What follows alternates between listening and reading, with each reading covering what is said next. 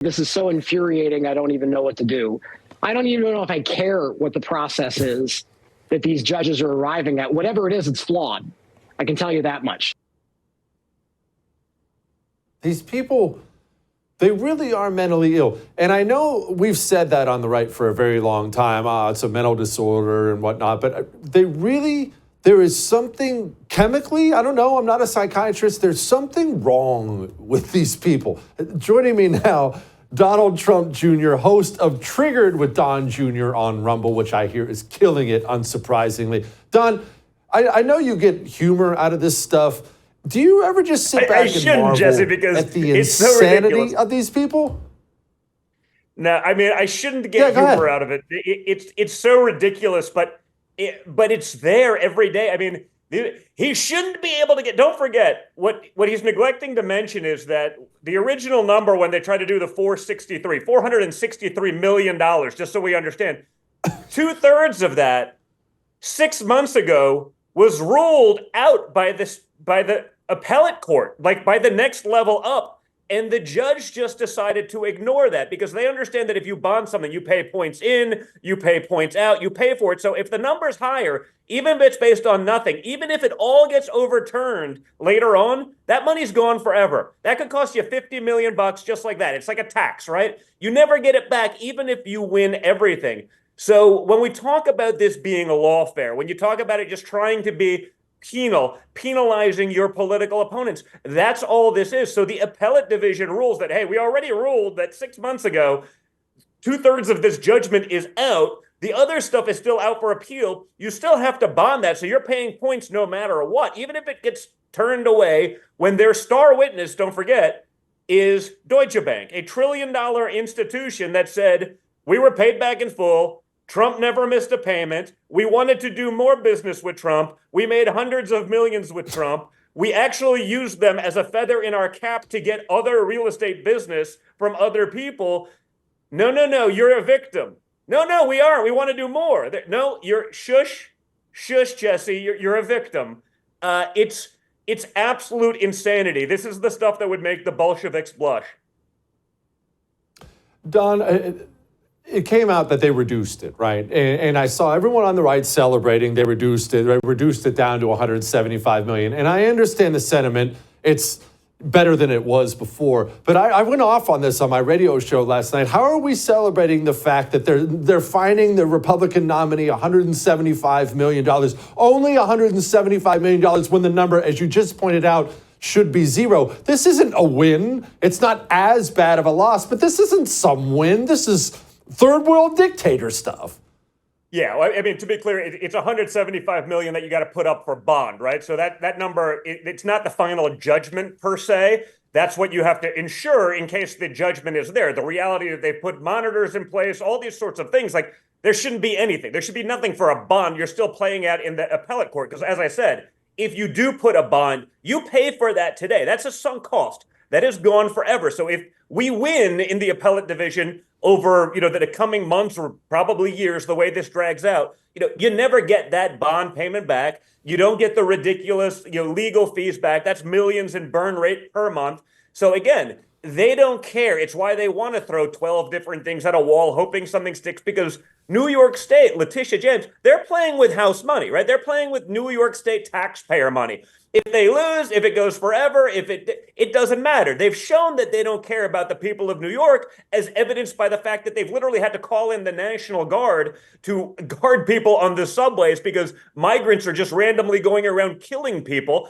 That's not a big deal. We're going to go after Donald Trump. But more importantly, we're also going to go after Donald Trump and send a message to anyone else in New York that New York is closed for business, unless, of course, you align 100% with the Democrat Party, unless, of course, you're a donor to Letitia James, in which case, we're going to overlook some of these things. We're setting up a scenario that is essentially ripe for extortion for these political radical activists.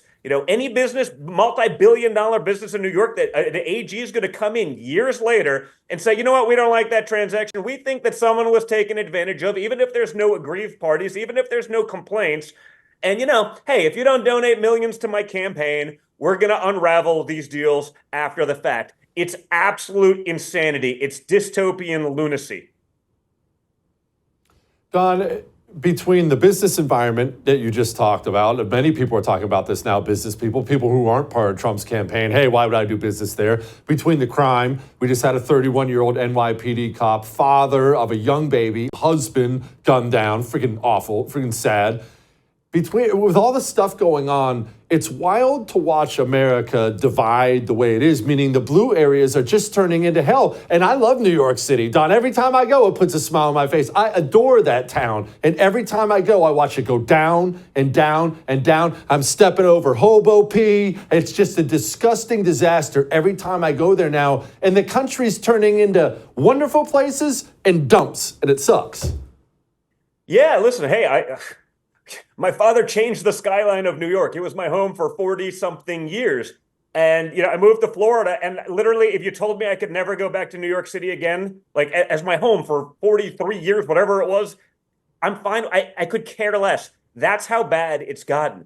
I know people, successful people, they're literally, even men, they're afraid to commute back into New York for the suburbs because running through, Grand Central or Penn Station, it's like running the gauntlet with your life at this point. These are not like wallflower people that are afraid. I know, women, corporate lawyers, they literally have to now travel in packs commuting into the city because they're afraid to do it themselves. This is a place that even 20 years ago, when I was younger, going out, you'd go out till 4 o'clock in the morning, you wouldn't think twice about getting on the subway to go home, even if you may be a little tipsy. Like, it's the fact that they could allow this to happen in these areas, that you see it, that you see the policies. They can attack police officers. They can beat the hell out of them. They're released within minutes without bail. There are it is insane. Jesse, I wake up so many mornings and I'm waiting for like a TV camera to fall out of my ceiling that I'm just the star of the Truman Show and I'm being punked because there's no way this could be happening in any state in America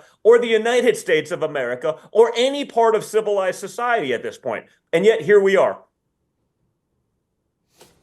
Another place we are is we're being embarrassed on the world stage, and now countries that I don't want to say worked for us, but certainly are not our equal, now feel comfortable lecturing us on camera. I'm sure you saw this. Here was Mexico's president.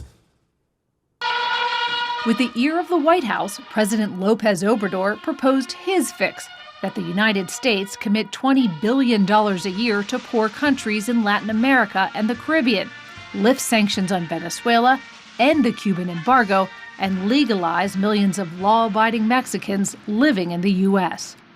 If they don't do the things that you've said need to be done, then what? The flow of migrants will continue. Yeah. Don, that's where we are now? Mexico pushes us around like we're the nerd in high school? Yeah, I did a whole thing on my Triggered podcast on Rumble on Monday, I guess, on this one. I mean, we are being extorted on a world stage by Mexico. Mexico is bullying us. I mean, we went from remain in Mexico, where my father, with a couple of tariffs, all of a sudden they're marching to whatever our tune was. And let's not make mistakes. We should control all the power in this relationship, whether it's economically or otherwise. But these people watch America exuding weakness under Joe Biden, under Democrat policies. They see a guy that can't stay awake during a meeting. They see a guy that gets lost on a world stage. This is the nature of predation, Jesse. Predators watch the weak, and when they see that weakness, they pounce. Mexico is beating us around like a schoolyard bully. It is unfathomable how we changed this quickly in 3 years. But again, this isn't just Joe Biden. This is Democrat policy. Joe Biden is doing everything the Democrats want. We're being overrun at our borders. We're America last. Of course, they'll ask us for $20 billion. We're throwing around 150 to Ukraine without an articulation of what our goals even are. It's like Oprah's book club. You get billion, you get billions, you get billions. Of course they're going to ask for it. By the way, if I was the president of Mexico, I'd be asking it too because they'd probably get it. Here, what's $20 billion between friends? And if you don't, we're going to send you our dregs of society. We're going to send you our rapists, our criminals. They'll have fun in your beautiful suburban neighborhoods. And one day, maybe, just maybe, suburban housewives will wake up and stop using the woke garbage that I guess they view as, their social credit system, and start actually thinking about the safety and well-being of their children, their loved ones, and their neighborhoods, because that part of America is going to be gone if this continues for much longer.